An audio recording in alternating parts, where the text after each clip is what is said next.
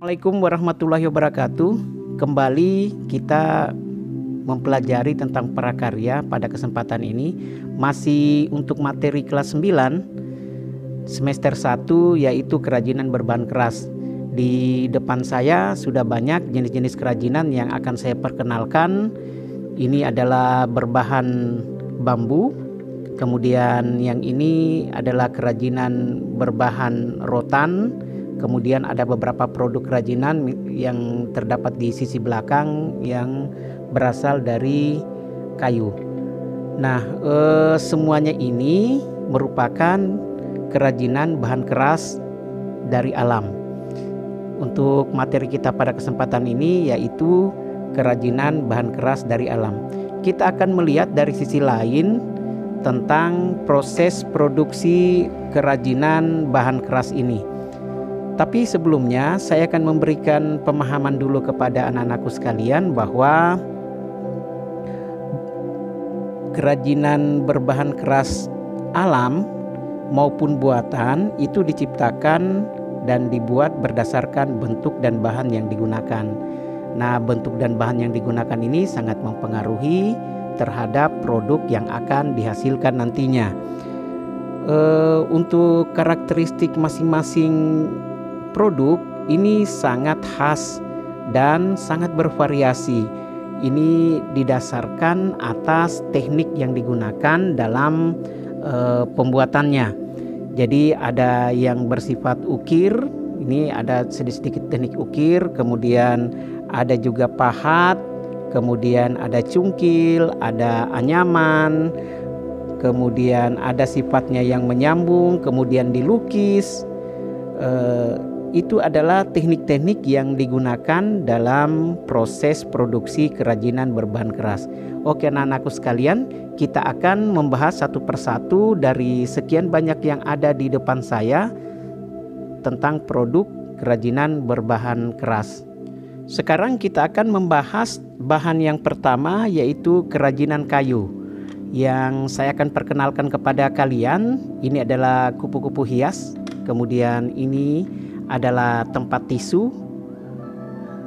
Kemudian ini adalah talenan, ya. Ini adalah talenan yang dibuat dari kayu.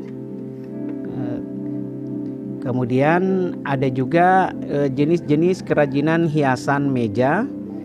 Ini adalah kereta-kereta, kemudian ada helikopter yang terbuat dari bahan kayu, dan juga ada mobil klasik yang akan saya perkenalkan kepada kalian semua.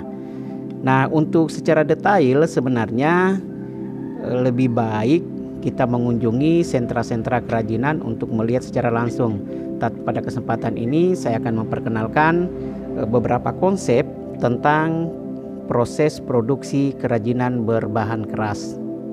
Seperti yang diungkapkan sebelumnya bahwa Indonesia memiliki sangat banyak atau keragaman jenis kayu ini cukup melimpah, dan ini sangat mempengaruhi terhadap motif yang atau bentuk-bentuk kerajinan yang akan dibuat. Saya berikan sebuah contoh kereta-kereta mainan ini. Ini adalah merupakan serat daripada kayu. Jadi setiap kayu itu memiliki karakteristik tersendiri sehingga dapat digunakan untuk memberikan hiasan tertentu atau karakteristik terhadap kerajinan yang kita buat. Sebagai bahan utama untuk membuat kerajinan dari kayu, yang pertama, jenis kayu yang kita akan gunakan harus kita pilih sesuai dengan jenis kerajinan yang akan kita buat. Contohnya misalnya untuk dua desain ini, satu adalah talenan, kemudian satunya adalah mobil-mobilan atau kereta-kereta ini, itu menggunakan jenis kayu yang berbeda. Demikian pula dengan tempat tisu yang sangat ringan ini. Jadi struktur daripada kerajinan ini sangat tipis sehingga kayu yang kita gunakan juga tidak setebal talenan tadi atau mobil-mobilan. Demikian pula dengan hiasan yang berupa kupu-kupu ini, ya. Ini memiliki jenis atau karakteristik jenis kayu yang kita gunakan. Kemudian bahan yang kedua yang digunakan adalah cat. Jadi untuk memperindah daripada kerajinan yang akan kita buat, cat yang kita pilih itu harus sesuai dengan keinginan dan juga nilai-nilai keindahan yang akan ditampilkan dalam motif-motif kerajinan yang kita buat. Dan kemudian yang ketiga adalah lem. Jadi perekatan-perekatan antar kayu itu bisa kita gunakan lem untuk merekatkan dan menguatkan setiap bagian-bagian yang kita gunakan. Nah, itulah bahan-bahan yang sering kita gunakan untuk membuat produk kerajinan berbahan kayu. Sedangkan alat-alat yang kita gunakan ini sangat bervariasi tergantung dari produk kerajinan yang akan kita buat. Sebagai contoh, untuk talenan ini kita akan gunakan gergaji untuk bisa membelah daripada bahan tebal dari papan. Kemudian juga kita gunakan palu-palu untuk bisa menyambung daripada setiap bagian yang begitu keras. Kemudian untuk yang kita cat itu akan menggunakan alat berupa kuas. Jadi berbagai jenis kuas, mulai dari ukuran yang sedang sampai dengan kuas lukis seperti ini. Ini kita gunakan kuas-kuas lukis.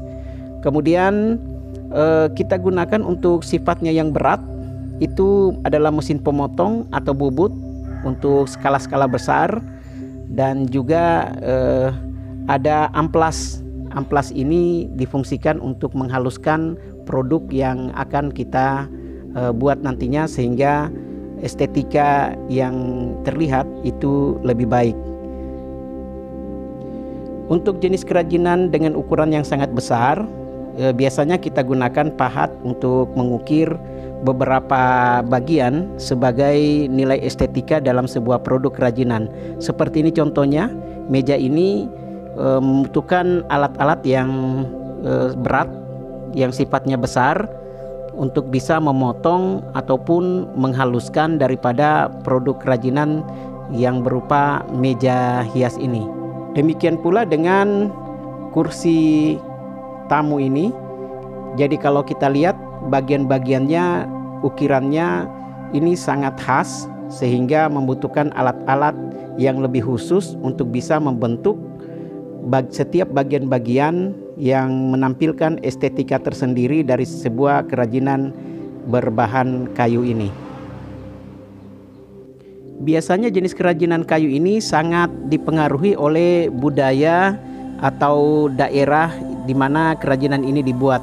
Indonesia memiliki keragaman budaya yang sangat banyak, sehingga keunikan-keunikan daripada kerajinan jenis ini sangat nampak di Indonesia. Yang kedua adalah bambu. Bambu ini sangat banyak di Indonesia. Jadi tercatat sekitar 1.500 spesies bambu di dunia. 125 spesies itu tumbuh di wilayah Indonesia yang tersebar dari Sabang sampai Merauke. Ada beberapa jenis keunikan daripada bambu ini. Bambu ini memiliki struktur motif alam yang sudah terbentuk. Kemudian dia berbahan yang sifatnya murah.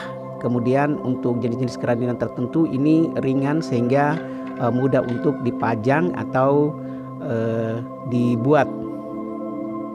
Salah satu jenis kerajinan yang saya akan perkenalkan ini adalah penanda angin. Ini bunyi yang khas apabila ditiup oleh angin. Dan cara pembuatannya untuk kerajinan seperti ini membutuhkan teknik tersendiri seperti halnya kayu tadi. Jadi dia merupakan teknik potong, kemudian iris. Tetapi yang perlu diperhatikan dalam pembuatan kerajinan bambu adalah melihat penulangan atau jenis alur yang ada pada bambu, sehingga dapat menimbulkan nilai estetika yang khas tentang kerajinan yang akan kita buat nantinya. Beberapa bahan yang diperlukan untuk membuat kerajinan ini, yang pertama adalah bahan utama berupa bambu. Kemudian yang kedua, karena kerajinan ini menggunakan cat, maka bahan yang kedua adalah cat. Biasanya yang kita gunakan merupakan cat pelitur, warna-warna yang dapat memberikan kecerahan pada motif-motif bambu yang kita gunakan untuk kerajinan. Kemudian ada lem, dan biasanya beberapa jenis kerajinan ini kita gunakan pelubang, dan bisa kita gunakan juga jenis-jenis paku untuk bisa menyambung untuk ukuran-ukuran kerajinan yang sangat besar. Ya, beberapa alat yang digunakan untuk membuat kerajinan seperti ini. Yang pertama, ini kita lihat ada paku. Jelas untuk menempelkan paku ini kita menggunakan alat berupa palu-palu. Untuk memotong bagian-bagian seperti ini kita gunakan gergaji ataupun parang untuk membuat sebuah bentuk-bentuk yang khas yang bisa kita gunakan sebagai nilai estetika dari kerajinan ini. Kemudian untuk membuat lekuk misalnya penggantung-penggantungnya kita gunakan tang. Setelah itu untuk mengecat kita gunakan kuas. Untuk mengetahui setiap ukuran yang akan kita pakai, karena ukurannya di sini agak berbeda-beda, maka kita gunakan mistar atau pengukur. Setelah itu untuk melubangi daripada bagian-bagian yang kita perlukan, seperti alat masuk benang ini bisa kita gunakan berupa bor listrik.